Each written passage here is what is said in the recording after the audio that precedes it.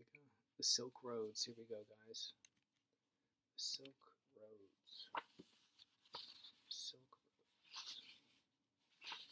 The Silk Roads. All right, guys. The Silk Roads. The creation of the Silk Road. From the beginning of time, the center of Asia was where empires were made. The alluvial lowlands of Mesopotamia, fed by the Tigris and Euphrates, provided the basis for civilization itself. For it was in this region that the first towns and cities took shape. Systematized agriculture developed in Mesopotamia and across the whole of the Fertile Crescent, a band of highly productive land with access to plentiful water, stretching from the Persian Gulf to the Mediterranean coast. It was here that some of the first recorded laws were disseminated nearly 4,000 years ago by Hammurabi, king of Babylon, who detailed his subjects' obligations and set out fierce punishments for their transgressions. Although many kingdoms and empires sprang up from this crucible, the greatest of all was that of the Persians. Expanding quickly in the 6th century BC from a homeland in what is now southern Iran, the Persians came to dominate their neighbors, reaching the shores of the Aegean, conquering Egypt, and expanding eastwards as far as the Himalayas. Their success owed much to their openness, to judge from the Greek historian Herodotus. The Persians are greatly inclined to adopt foreign customs, he wrote. The Persians were prepared to abandon their own style of dress when they concluded that the fashions of a defeated foe were superior, leading them to borrow styles from the Medes,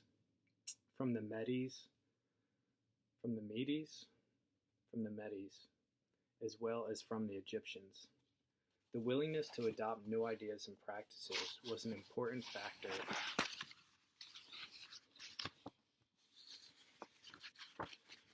in enabling the Persians to build an administrative system that allowed the smooth running of an empire which incorporated many different peoples. A highly educated bureaucracy oversaw the efficient administration of the day-to-day life of the empire, recording everything from payments made to workers serving the royal household to validating the quality and quantity of goods bought and sold in marketplaces. They also took charge of the maintenance and repair of a road system crisscrossing the empire that was the envy of the ancient world.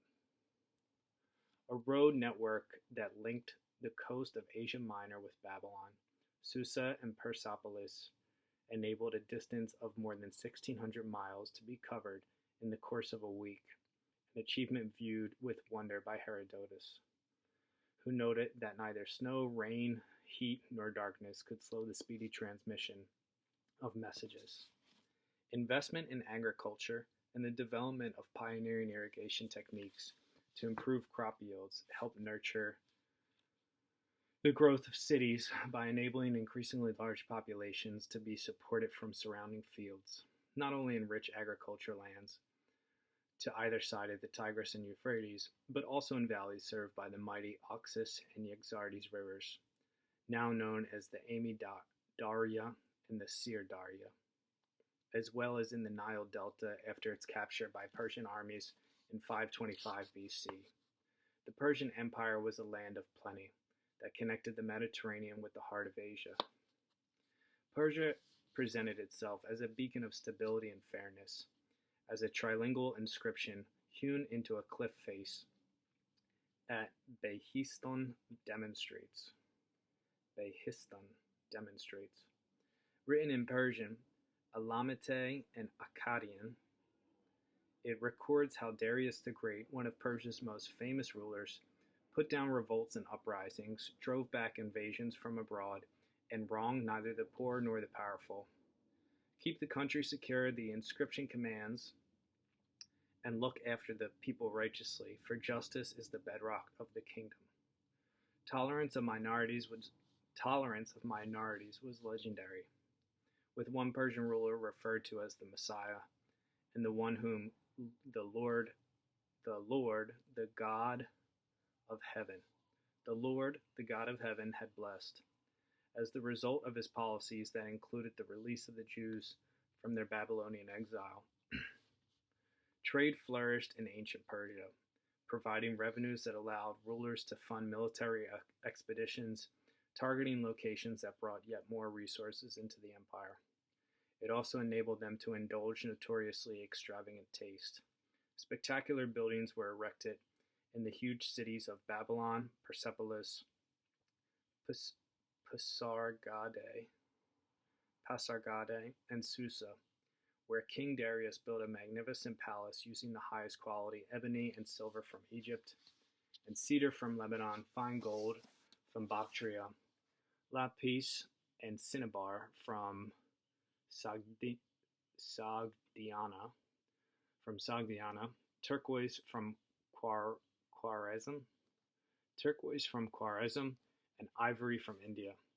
The Persians were famous for their love of pleasure, and according to Herodotus, only had to hear of a new luxury to yearn to indulge it. Underpinning the commercial commonwealth was an aggressive military that helped extend the frontiers, but was also needed to defend them.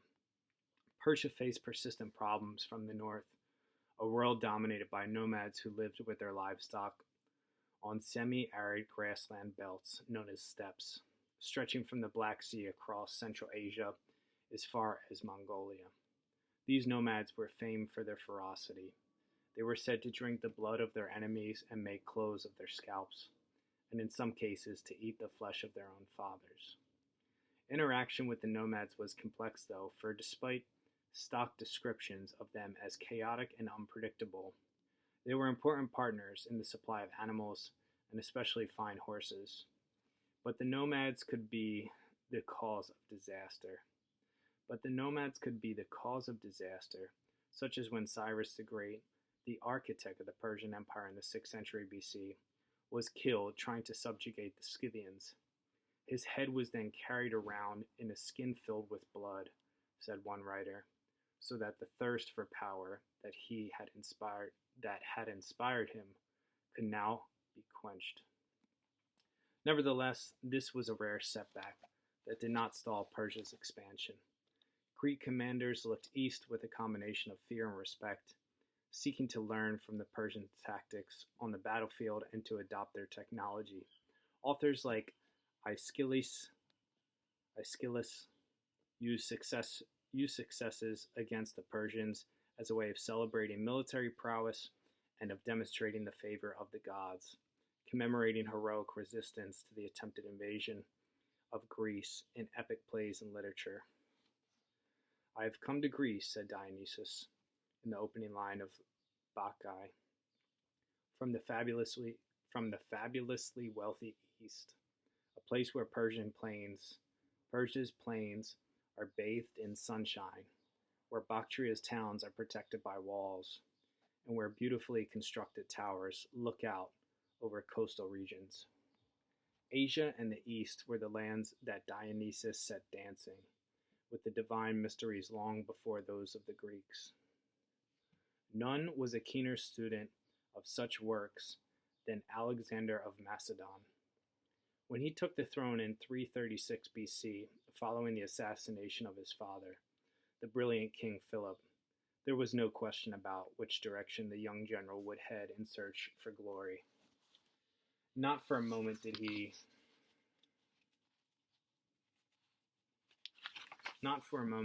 look to Europe, which offered nothing at all. No cities, no culture, no prestige, no reward.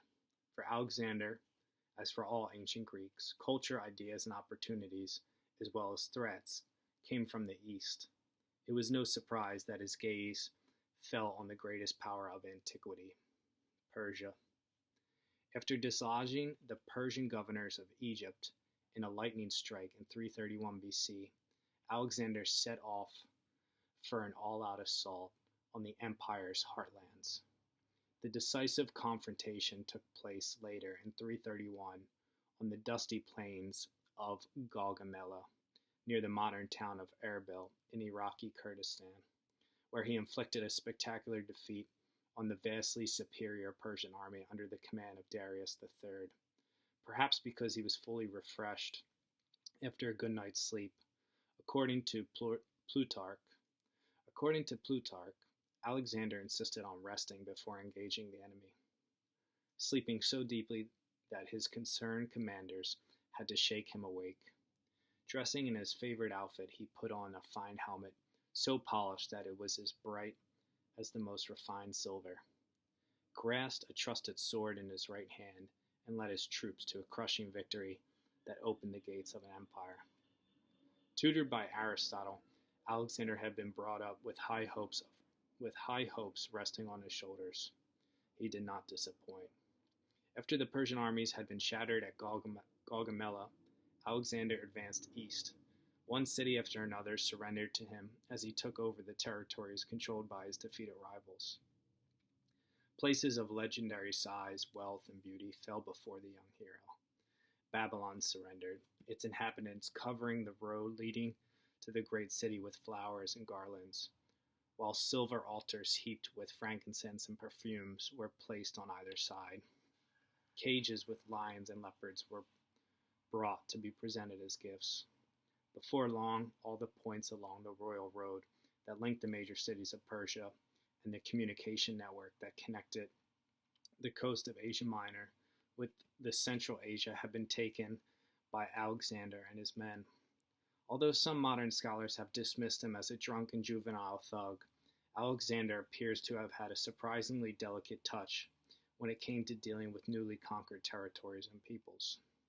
He was often emollient when it came to local religious beliefs and practices, showing tolerance and also respect. For example, he was reportedly upset by the way the tomb of Cyrus the Great had been desecrated, and not only restored it, but punished those who had defiled the shrine. Alexander ensured that Darius III was given a funeral befitting his rank and buried alongside other Persian rulers after his body had been found dumped in a wagon following his murder by one of his own lieutenants. Alexander was also able to draw more and more territory under his sway because he was willing to rely on local elites. If we wish not just to pass through Asia but to hold it, he is purported to have said, we must show clemency to these people. It is their loyalty which will make our empire stable and permanent. Local officials and old elites were left in place to administer towns and territories that were conquered. Alexander himself took to adopting traditional titles and wearing Persian clothing to underline his acceptance of local customs. He was keen to portray himself not so much as an invading conqueror, but as the latest heir of an ancient realm, despite howls of derision from those who told all who would listen that he had brought misery and soaked the land with blood. It is important to remember that much of our information about Alexander's campaign successes and policies derives from later historians, whose accounts are often idealized and breathless with enthusiasm in the coverage of the young general's exploits. Nevertheless, even if we need to be cautious about the way the collapse of Persia is covered in the sources, the speed in which Alexander kept extending the frontiers further east tells its own story. He was an energetic founder of new cities, usually named after himself, that are now more often known by other names, such as Herat, Alexandria in Aria, Kandahar, Alexandria in Arachosia, and Bagram, Alexandria ad Caucasum. The construction of these staging posts and the reinforcements of others further north, stretching to the Fergana Valley, were new points running along the spine of Asia. New cities with powerful defenses, as well as standalone strongholds and forts, were primarily built to defend against the threat posed by tribes of the steppes, who were adept at launching devastating attacks on rural communities. Alexander's program of fortification was designed to protect new areas that had only recently been conquered. Similar concerns met with similar responses further east at precisely this time. The Chinese had already developed a concept of huaxia,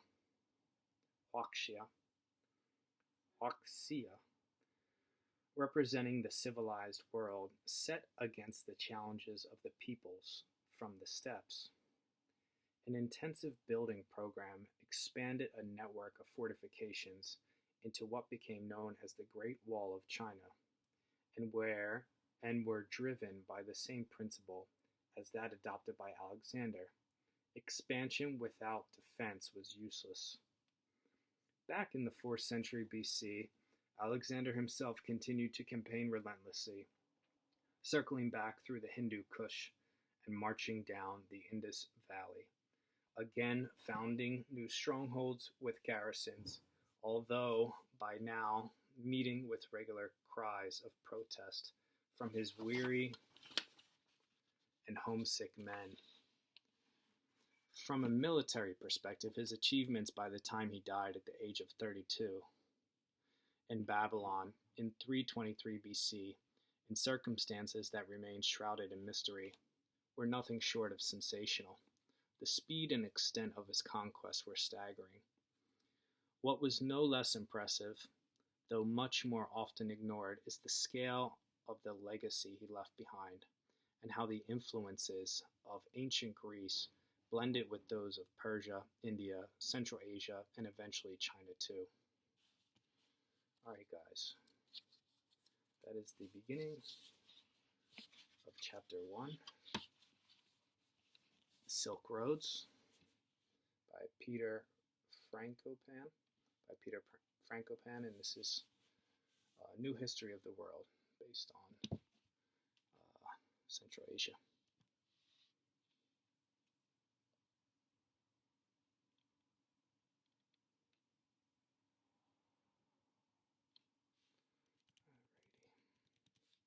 let's put a pause on this.